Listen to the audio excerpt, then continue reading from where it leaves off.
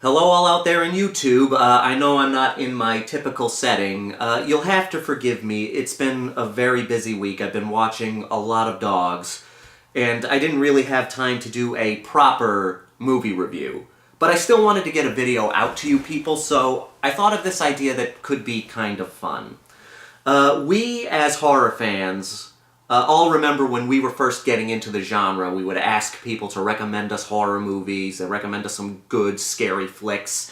And after we developed our repertoire of horror movies and developed our repertoire as horror fans, we have people come up to us asking us to recommend them some horror movies.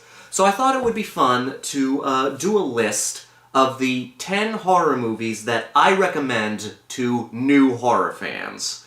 Now, this isn't a top 10 list. These movies aren't in any particular order. They're just 10 movies that pop into my head when a newcomer to horror asks me to recommend them some movies. And I'm not saying that these are the end-all, be-all, best, absolute, definite horror films for newcomers. No, these are just movies that pop into my head. And I want to get one quick thing out of the way before we continue. Usually when a new horror fan asks me to recommend them some movies, I don't really go to the big franchises, you know, Halloween, Nightmare on Elm Street, Friday the 13th, Child's Play, and the reason I don't recommend those movies is because I don't need to recommend those movies. The same thing goes for, like, the big classics, like The Exorcist, Jaws, and The Shining. When we were first getting into the genre, those are the movies we went to. You know, those are the movies we all started out with. And whether you're an old horror fan or a new horror fan, you know who Freddy Krueger is, you know who Michael Myers is, you know who Jason Voorhees is. So I don't really see a need to recommend those movies to a new horror fan because they've either already seen them or they're going to see them regardless of whether I recommend them or not. So after that explanation, let's get started, shall we? And please forgive me, I didn't take any notes for this, I'm just kind of doing it on the fly. The most I have is this little handy piece of paper with my choices on it. The first horror movie that pops into my head to recommend to new horror fans, and this is going to be an odd one, Christine.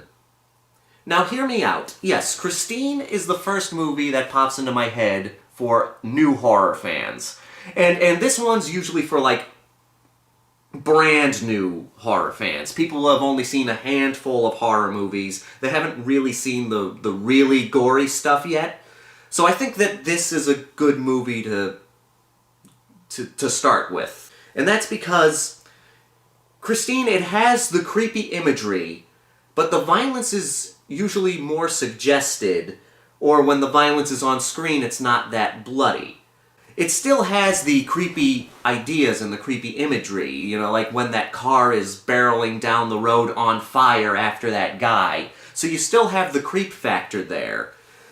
And I also like how Christine shows that in horror you can have a ridiculous idea. I mean, it's about a car that's alive and can reform itself after it's been destroyed. It can show how you can have a ridiculous idea, but still make a good, creepy, atmospheric movie if you do it right. You know, I've always met people who, they hear about this movie and they say, oh, that's just goofy, I'm not going to check it out, and they miss out on some legitimately good movies. You know, either you'll have the ridiculous idea and they will handle it really well and make a good, creepy movie, like Christine, or they'll take the ridiculous idea and they'll have fun with it and make an entertaining movie, like The Stuff. I also like how, usually when there's a movie that's an adaptation of a Stephen King story, it feels like a Stephen King movie, you know? Regardless of who directed it, it feels like Stephen King. But in this case, since it was directed by John Carpenter, you get the feeling of his style as well. It legitimately feels like a combination of Stephen King and John Carpenter. So I think Christine is a good place for new horror fans to start, a good movie for new horror fans to check out. So that's my number one choice. My number two choice, and now we're getting into, we're no longer talking about like those people who have only seen a handful of horror movies. These are people who are, they're getting into the genre. They've checked out all the, the Freddy Kruegers and the Michael Myers and the Jason Voorheeses, and now they're looking for, where to go from there. So now I'm not holding back on recommending some movies with gore. I do think that Stephen King is a good place to start, so that's why my number two spot is also a Stephen King movie. Now don't worry, this is the last Stephen King movie I have here. And that movie is Pet Sematary. The main reason why I recommend Pet Sematary is for kind of nostalgic reasons. This was the first horror movie that I ever saw. Pet Sematary is the reason I got into horror. Yes, Halloween is my favorite horror movie of all time, but it would not be if I hadn't seen Pet Sematary. I remember it very well. I was 8 years old, and ever since I was a kid, I was always into horror. I read scary stories to tell in the dark, Goosebumps, I drew creepy pictures. My parents were really worried about me for a while. But anyway, whenever we would go to the rental store to rent movies, I would be in the horror section looking at the back of the boxes. And now, by the way, for the younger viewers, renting movies was an old custom that we used to do back in the day. We would go to these places called rental stores, and we would rent movies on these things called VHS tapes, and we would take them home and then we would bring them back. Yes, we had to drive to a building to rent movies. We couldn't just click a few buttons and give them our credit card information. Anyway, that was a little tangent. Back to Pet Sematary. The main reason, other than the nostalgic reasons, why I recommend Pet Sematary is because it shows you how unrelenting the genre can be. Because, and this is a minor spoiler if people have not seen it, but a baby gets killed in this movie, like a 2-year-old kid. And I remember being 8 years old, and I had seen, my dad let me rent Indiana Jones, Raiders of the Lost Ark, all that, Terminator, which is probably why I'm the well-rounded individual that you see before you. But anyway, so I thought I could handle, this stuff. But then I'm sitting there, and I'm seeing that kid going towards the road with that truck barreling down, and I'm not thinking, they're not going to do it. They're not going to do it. Oh God, they did it. And that really hit me in its a kid was just killed. That kid just died. I could die any day now. So it really struck a chord with me. And the fact that they made a baby scary. Like, Gage scared the shit out of me when I was a kid. I was, like I said, I was 8 years old. My dad finally let my brother and me rent a horror movie. And it was a great idea because that entire night, we slept in bunk beds. I had the top bunk, and we went to bed at like 9 o'clock, and I was so terrified. I had to take a piss the entire night. I did not leave that bed. Pardon me, I'm thinking, I'm safe up here. Hopefully, baby Gage will not get me from up here. But, it was just, oh God, fond memories of childhood trauma. The atmosphere is perfect. It has some really scary moments, and even if there's somebody who is new to the genre, who hasn't seen the really scary shit, I think it's a good idea to have that movie, to have that film that scares the shit out of you, because you never forget your first genuine scare. And Pet Sematary was mine, and that's why I recommend that to new horror fans. Let's move on to the number 3 spot. And this one is mostly for those people who are up-and-coming slasher fanatics such as myself. You start off, they've seen, Friday the 13th, Nightmare on Elm Street, Halloween, Child's Play, hopefully Texas Chainsaw Massacre. And, then they want to branch out from those and check out other slasher films, going towards My Bloody Valentine or Prowler. And the one that I recommend, because of my love for exploitation movies and Grindhouse cinema, the one I go for is Maniac. Yeah, technically it is more of a serial killer movie, but it has always been grouped in with the slasher genre. And that's why I like to recommend that to up-and-coming slasher fans. Because it shows you the other side of slasher films. You see the movie from the point of view of the slasher. The serial killer. Yeah, the serial killer movie. And I think Maniac does such a good job at playing on one of the scariest concepts. You don't know what people are like behind closed doors. I mean, that person that you've said hi to on the subway every day, he could go home and dress up in a chipmunk outfit. And then, start eating, aborted fetuses. Yeah, fine, I'm sick. Give me a break. But you see my point. And Maniac plays on that so well. We have Frank Zito, who is this man that is severely mentally disturbed. And we see him do all these horrible things and these great gore effects. I think this movie has Tom Savini's best work. This and Day of the Dead are some of his best effects work. But anyway, you have this man who is so sick, and we see him do these terrible things, and then we see him having conversations, like an average everyday person. Going on, you hear the clock? Anyway, moving on. You see him having conversations like a normal person. You see him going on dates. You see him being charming.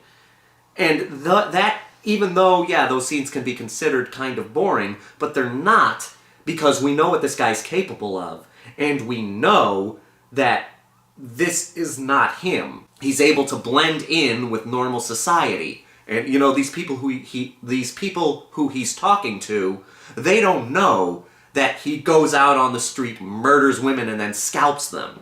Yeah, so Maniac, that is a high recommendation for new horror fans, especially those who love slasher films. Okay, so number 4,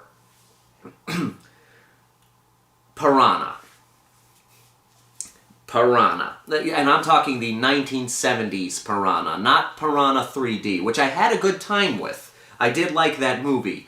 But the original 1978 Piranha, it shows how a horror movie can be scary and fun at the same time.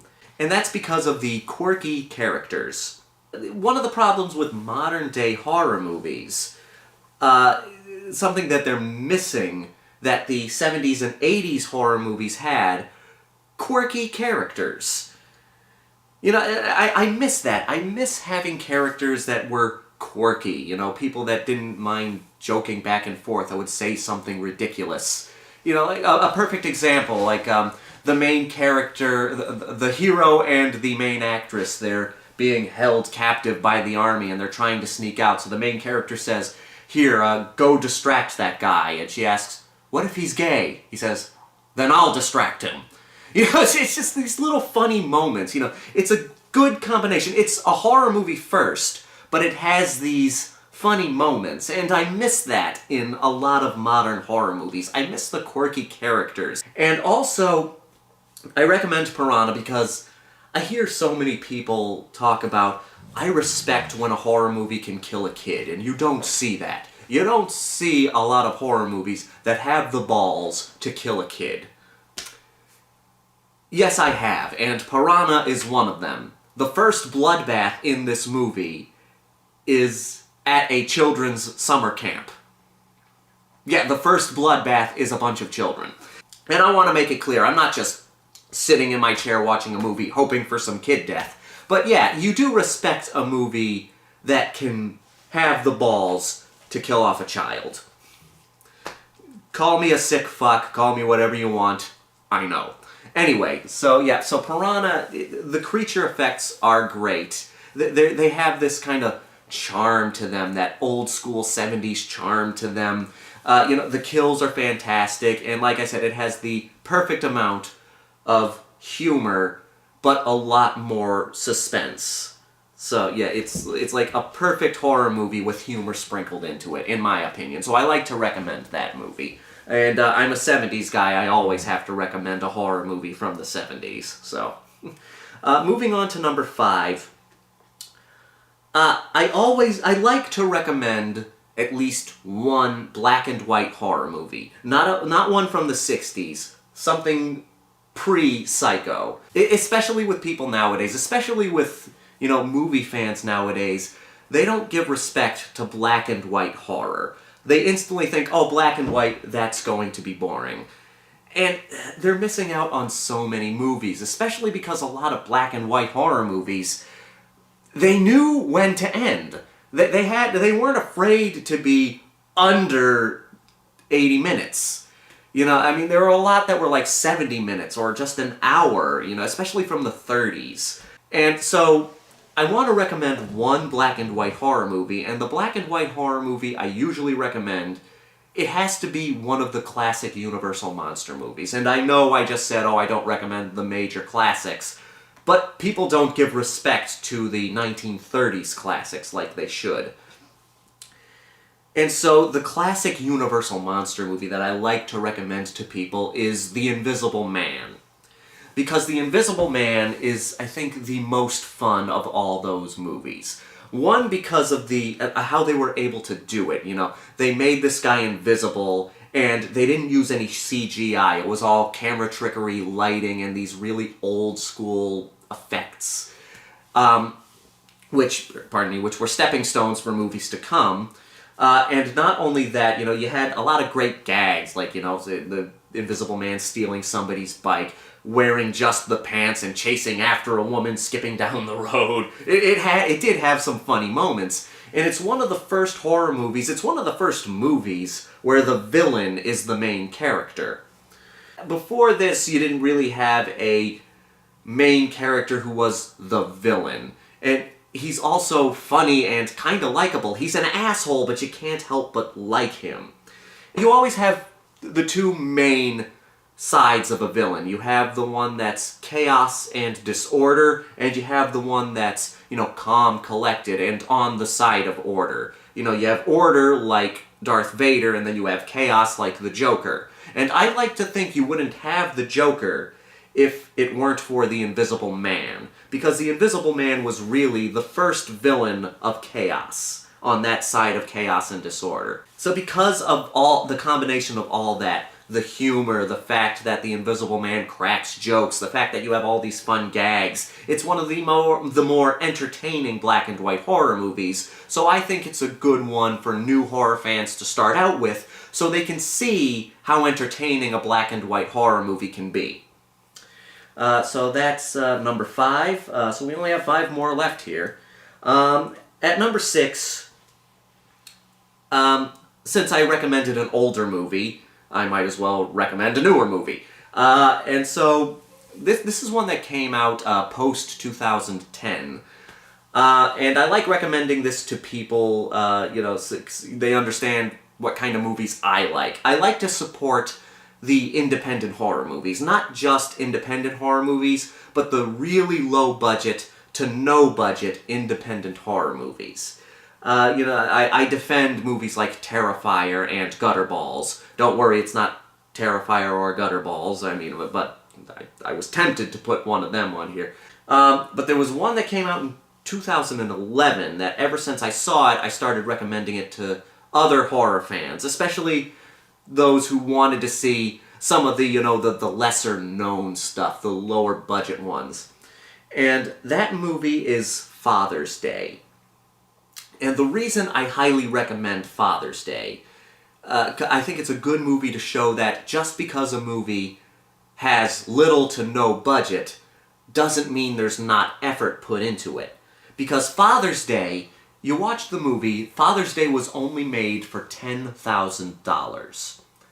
$10,000 is still a lot of money, but it's nothing compared to, a lot of these other movies. Sometimes the cheapest movie that you find today was made for, $2 million, or $1 million, or at the very least $50,000. But this was made for $10,000, and it looks really good. And you can see the effort put into it. The movie is a spoof of exploitation cinema, of Grindhouse movies. So of course, I'm gonna love it because I'm a Grindhouse guy. But what really makes it so good is that, yes, it's a spoof, but you can tell that they're celebrating exploitation cinema as much as they're making fun of it. And I love that. I love that, that just because you're making fun of something doesn't mean you don't love it. And it's one of the best exploitation throwbacks that I've seen. I think it's better than Hobo with a Shotgun. Don't shoot me. Watch the movie first, then you can shoot me. It's definitely a little more on the extreme side, something along the lines of I Spit on Your Grave in many ways. It's about this guy who's hunting down this serial killer. He's trying to get revenge on the serial killer who rapes and murders fathers. And I kind of respect this movie because most horror movies, when they involve the concept of rape, it's viewed as something that happens to women. I mean, which is not true. I mean, in real life, rape can happen to anyone of any gender and any age. But most of the time in movies, women are the ones who have to experience sexual assault. And here's a movie that says, hey, we're going to go the other way with that. We're going to show the other side of sexual assault. Admittedly, they're just doing it to be shocking. But still, they're still showing the other side of that. Yeah, I don't think that this movie is being deep. No, it is trying to be a sleazy exploitation film. But it's also a spoof, and it's a great horror comedy because there are moments where I'm completely just disturbed by stuff that's happening on screen, and then I'm laughing at the next scene. It is really good, especially if, you want to get into the lower budget, lesser known lower budget horror movies, like the no budget horror movies. So I like to recommend that to people. It was a big inspiration to me to start trying to make my own stuff. That's why I made Enjoy, because I saw Father's Day and I thought, oh God, if they can do that, I can do it too. So I love to support Father's Day. Anyway, for the next two spots, number 7, I'm an Italian horror fanatic, so I had to recommend some Italian horror movies. So for the 7 and 8 spot, I've got 2 Italian horror movies here. So for the first Italian horror movie that I like to recommend when somebody wants to get into the Italian horror films, the main one that comes to mind is Lucio Fulci's Zombie. Now, I know I could have recommended Suspiria, and Suspiria is great, but I don't think, as great a movie as Suspiria is, I don't know if it's pardon me, so sorry. I don't know if it's a good horror movie for new horror fans. They have to, it is great. I do think it is kind of a good introduction to Italian horror, but I think Zombie is the better introduction to Italian horror. And I say that because it's a perfect example of what Italian exploitation is. It's a perfect example of Italian exploitation. The dangerous stunts. You have the scene where a guy in full zombie garb fights a tiger shark, and he's fighting a real tiger shark, and he's in full zombie garb under the water with no breathing apparatus. So you have the crazy stunts. You have the fantastic gore scenes. You have the nudity, which they're not afraid to hold back on. And the main thing, it looks pretty. It is pretty looking in certain points. It's beautiful looking in certain points. Nowhere near the levels of Suspiria or Blood and Black Lace, but it is something that's very common in Italian horror movies, how pretty they look. This one is probably the lower side of the pretty, but still, there are scenes where it's really good looking, especially the underwater sequences. Most people, when they're getting into horror, they've probably seen the George Romero movies, Night of the Living Dead, Dawn of the Dead, Day of the Dead. So this is a good one to go to after those movies. Also Return of the Living Dead, but I'm not getting into that right now. Zombie has the atmosphere, it has the gore, it has that grittiness that you get in exploitation cinema. I just love recommending that to people, especially people who want to get into Italian horror movies. That is a high recommendation for Italian horror virgins. Sorry, that was stupid. Anyway, and then the second Italian horror movie I have on this list, number 8, I have to recommend a giallo movie. Because being an Italian horror fan, giallo cinema is one of the biggest genres in Italian horror, in Italian exploitation in general. And so when recommending a giallo movie, as tempted as I am to recommend an Argento flick, the one I go for is my favorite giallo movie, Torso. I've already done a review on that, so I'll try not to spend too much time on it, but Torso is a perfect example of a giallo movie. You have the strange masked killer. You have the leather gloves. And it's strange because the kills themselves aren't that violent. The violence happens afterwards. The killer mutilates the bodies after he murders these people. The kills are done with something pretty, going back to the Italian horror movies being pretty. The kills are done with this pretty red scarf.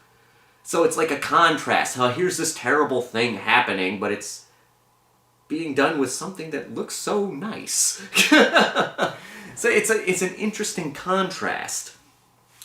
It's different from the typical the knives cutting, the blood splattering all over the place. But you still get the blood, you just get it after the people are already dead, because he likes to mutilate the bodies afterwards. And again, the movie is so nice looking. I mean, this is such a good looking... I would put Torso in the top 5 prettiest Italian horror films. Maybe not, in the number 3 spot after Suspiria or Blood and Black Lace, but it is at least number 5. The music is great. Again, people just getting into horror probably have seen Halloween, and Torso influenced Halloween. It influenced Black Christmas, which came before Halloween. So I always think Torso is a good movie for people to check out, especially for new horror fans, and especially new horror fans that are getting into Italian horror. Love Torso so much. And we got 2 more movies on this list. In the number 9 spot, I wanted to put a 90s horror movie on here, because I grew up in the 90s, so might as well put some. There was not a lot. There were some great horror movies in the 90s, but not a ton. Nowhere near the amount that came out in decades before. And there's one Italian horror movie that is not talked about nearly enough. And that is Wes Craven's The People Under the Stairs. I love recommending that to new horror fans because it's one of the best horror comedies. It's so much fun, and it's just such a blast to watch. It has the gore in it, but the humor balances it out so well that I think brand new horror fans can handle it as well. The main character as a kid, the main character who was a kid helps, the younger horror fans identify with them, because the main character's name is Fool, and he's turning 13 years old, and they're not afraid to put him in danger. You think, yeah, this kid could die at any time. This kid puts the Goonies to shame, and how badass this kid is, and how brave he is, and what he's doing. And it has those funny moments, it has the funny lines, there's that scene where the kid's being attacked by by this guard dog, and his name's Fool. The kid's name is Fool, the main character. Fool and this other guy he's with, they're being attacked by this dog. And Fool, to try to distract the dog, yells, "Hey, Fuzzball, your mama sleeps with cats!"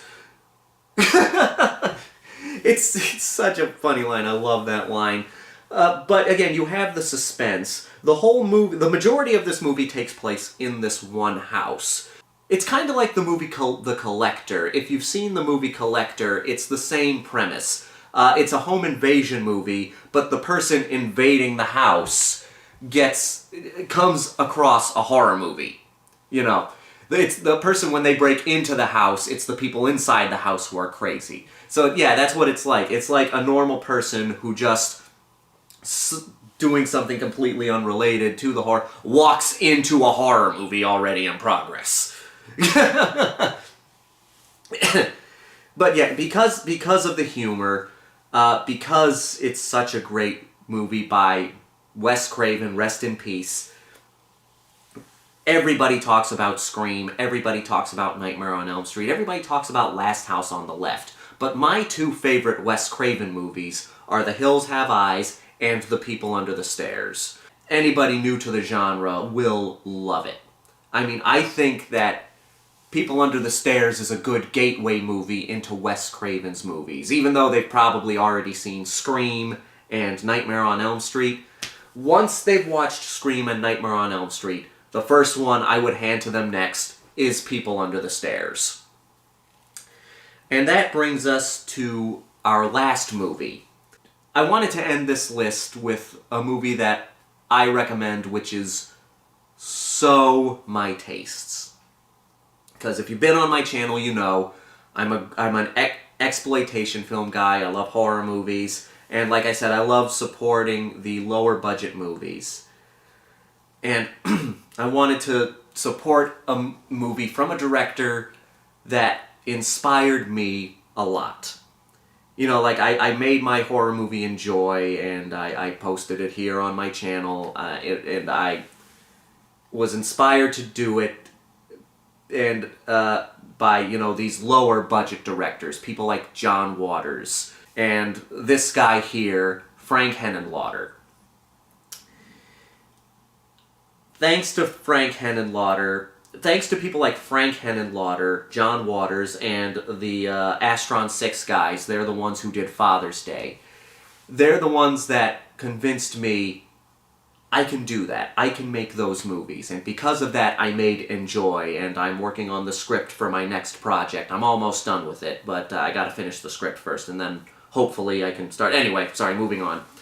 Frank Henenlotter is one of my biggest influences when it comes to no-budget filmmaking, because that's what he is. He had very little money. He had little to no money, and he made movies anyway. Same thing with John Waters. These are guys that had no money, but they said, hey, we're gonna make our own movies, regardless of the fact that we had no money.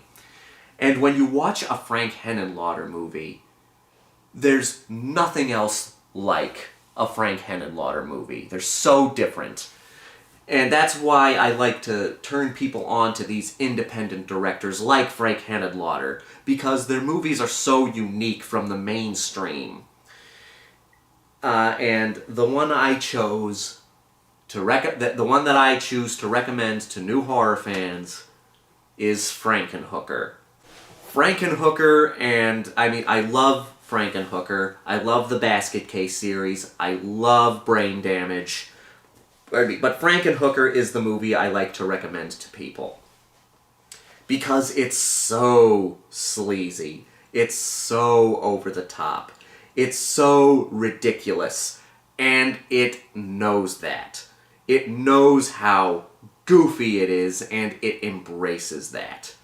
It's a movie, Frankenhooker is basically a Frankenstein story, obviously. About, you know, this guy, he accidentally kills his girlfriend with a automatic lawnmower. And all he has left is her head and a couple other parts of her body. So he goes out to collect body parts from hookers so he can piece her back together and make the perfect girlfriend. It's ridiculous, I know, and that's why it's so great. And even though it is another Frankenstein story, it's such a unique movie, and it's so different from so many other horror movies. It's a perfect example of why I love Frank Henenlotter. Because he has the balls to say, hey, I don't have any money, but I'm going to make movies that are more original than half the movies that you've seen. It's just, you have a scene where a bunch of hookers explode. How can you not want to see this movie after hearing that? And it's not done in a bloody, graphic way. The way it's done, you're laughing your ass off, and you're supposed to laugh your ass off. Henenlotter knows how ridiculous his movies are, and he loves that. He comes forth and says, I'm an exploitation movie director.